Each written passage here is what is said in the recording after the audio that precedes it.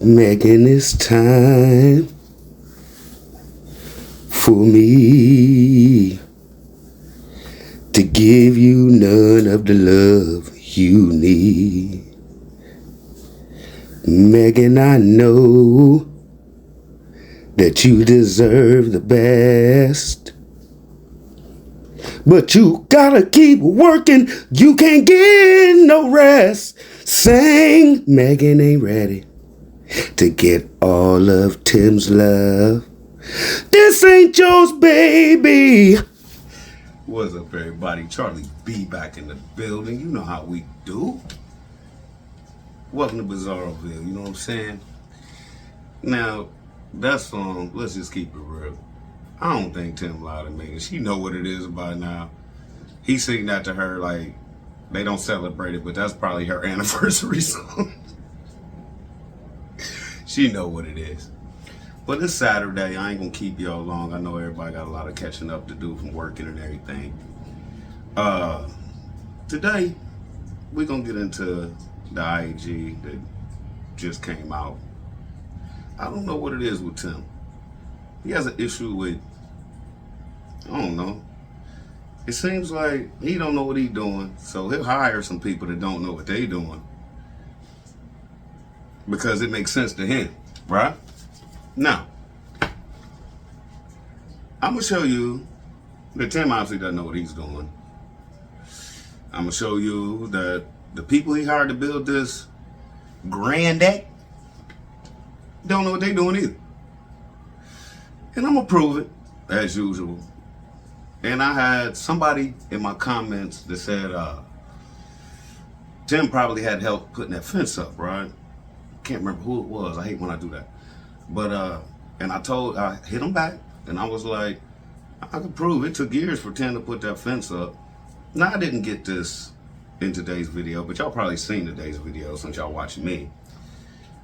He said in that video that he burnt his tractor up putting the fence up. That was that old white and red tractor he had. How many years ago was that? So it's taken him years just to put that fence up. Now, and to go on to that, I know some people be like, I don't know why Tim drags this out. I don't know why Tim drags this out. Well, to get your farm credit, I know y'all hate me talking about taxes and Tim. Jesus Christ. But to get your farm credit, you have to work so many hours on your farm to get that credit, right? As a farmer. What better way than to have that is to film everything. Okay, it doesn't matter that it took him 2 weeks to finish the barn. He has the hours. That's it, that's all. He could prove that. But I didn't throw that into my tax thing because I knew it would come up sooner or later. More content, you know what I'm saying? But anyway, that's why Tim drags everything out. Stuff he could do in a day, he takes 2-3 days to do. And he has it on film that, oh, this took me 8 hours. This took me 10 hours. This took me 40 hours. This took me 100 hours. The barn took me 300 hours. You know what I mean? So let's get into today's video. Like I said, I ain't gonna waste your time. But I'm gonna prove to you that Tim has so much credit in these people and they don't know what they're doing. And I think he has so much credit into them because they're like him. He doesn't know what he's doing. So let's get it, let's go, man. Yeah, when y'all get ready to get started, I have those gutters down. Yep. And Byron kind of already talked to me about how the roofing that's there will overlap the new roofing, and then y'all will silicone everything for that transition. Yeah. And then now you just heard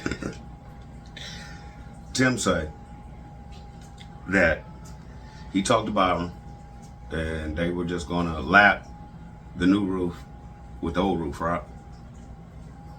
That's wrong. That's wrong. That's not how you do it.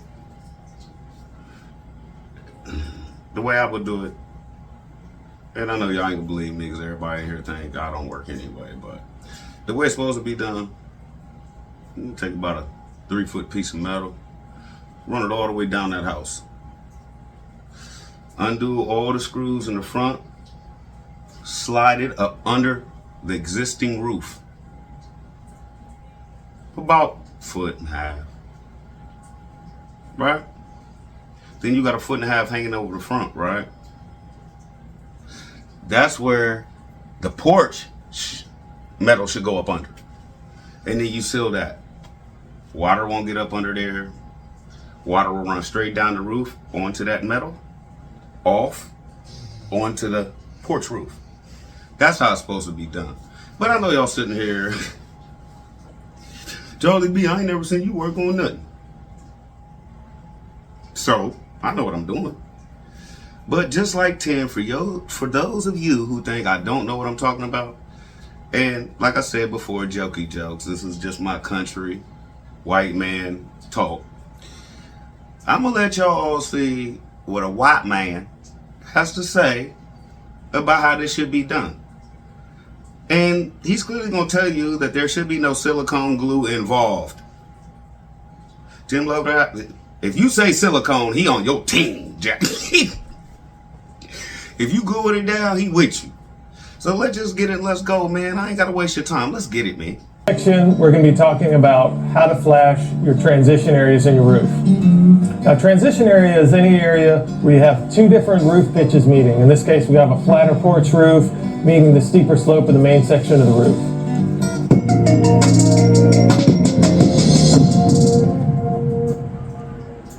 To start with, you want to make sure you run your bottom panels first and run them as close in to the point where the roof transitions as possible. You'll notice from the earlier part when we put our wood strips down, I've got a double row of the wood strips under here because we want to make sure there's plenty of wood under here to catch the flashing piece that we're going to install next.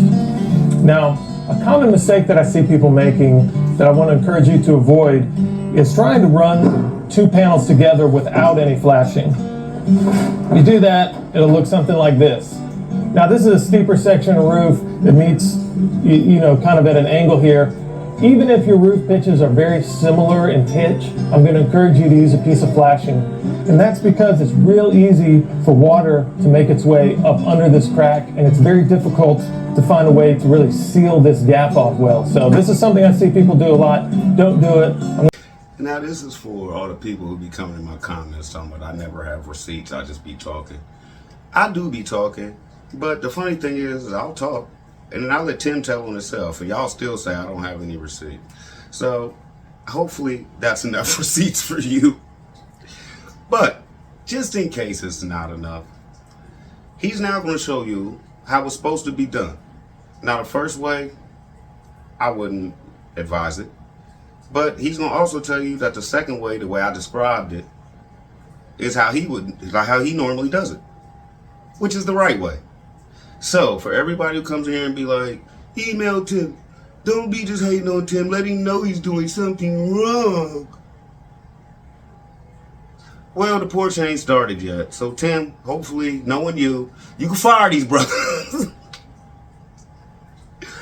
Or you can talk them into doing it your way. Because we all know you're going to be out there constantly, okay? So, let's get it, let's go, man. In between the two different roof planes, put the bend right at the area. When you're installing this piece, you can put a couple roofing nails up here to hold it in. Again, you want a board back here. We install two boards under here, and it's going to go down like this. Put a screw through the end wall into the top of the rib. Remember, keep the screws back 1.5 inches, 2 inches from the bottom edge. That's going to prevent water from wanting to get back up in there and leak in that screw hole going through the end wall flashing. That's how you install flashings on transition areas in your roof. Now, did you see at the end of that video how it was supposed to look? There is no glue. Oh man, so now let's get into how much faith Tim has in these people, okay? Let's get it, let's go, man. And I was encouraged by seeing, Byron not showing up by himself because, Mr. Jim, does other things. He just kind of runs the company and oversees things.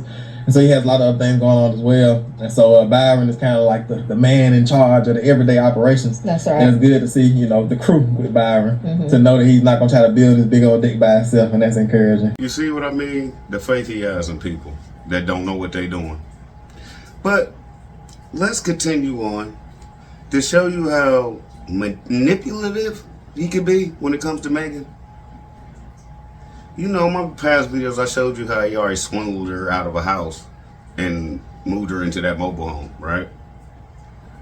Now she's gonna be on here, and they're people of God, but she's gonna be on here basically bragging that their porch is gonna be bigger than the square foot of your house. Well, guess what, Megan? It's bigger than the square footage of your mobile home. Where does she think she lives? Like, anyway. But we gonna get into that. And then I'm gonna show you something that is really gonna tell you this man ain't nowhere near in the stratosphere of money that he wants you to believe. So let's get it and let's go, man. But this is Megan bragging on her porch. She can't brag on her house. Because most of y'all live in their houses with foundations. She can't brag on her house, but she can brag on her porch. Y'all ain't got a deck this big. Let's go, man. Y'all just stay tuned for this process. This is gonna be the biggest, baddest deck ever. most country deck you ever seen. Bigger than your actual square footage of your house is the deck bigger than the mobile It home? might just be bigger. We'll see. Well. We'll see. Go big, go home. Did this man just say go big or go home? Because when you was buying your home, you wasn't thinking about going big. Now, let's get into him questioning and breaking down every little nick and cranny. Because, like I said before yesterday, looks like duck into the little show.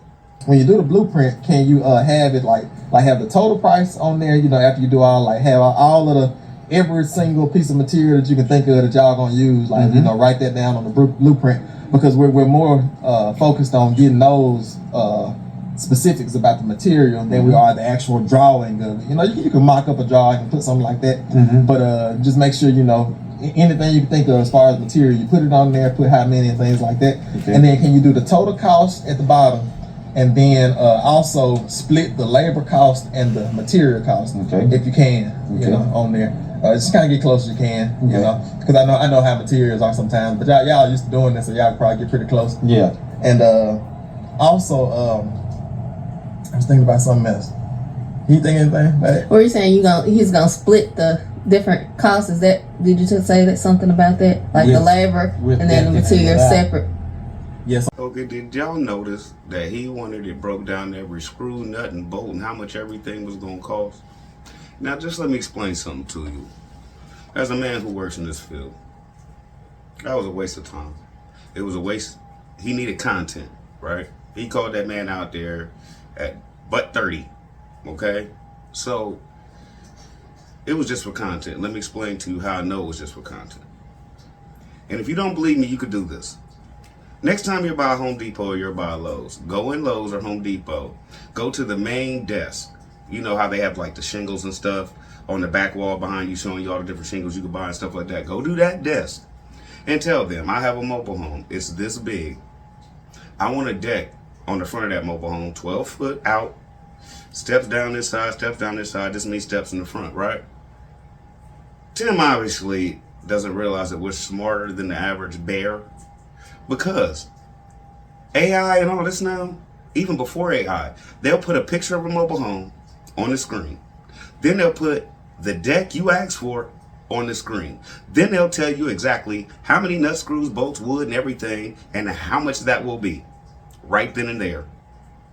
So asking that man to do all that is ridiculous, because that normally does not come on a blueprint. A blueprint is what is to be built.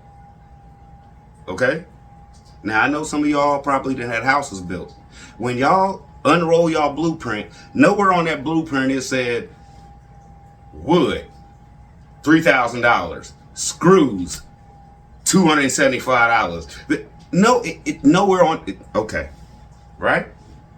Now, did y'all notice that Megan was standing there filming them the whole time? And then she acted like, I'm sorry, I don't want to, but she seems like she's, maybe her mind somewhere else, but she seems a little dense, because Tim broke it down all the way fully and then asked her if she had any questions, And then she's like, well, did you ask him about what you just said? This woman need a break, man. I'm glad I did the song I did earlier. She need a break. It's bad. It's bad. But we ain't going to the diner today. It's the weekend. I know some of y'all probably going out to eat with y'all loved ones and stuff. I'm not going to do your stomach like that. Charlie be out, man. Y'all be easy. My daddy once told me, if you got to ask how much it costs, you can't afford it.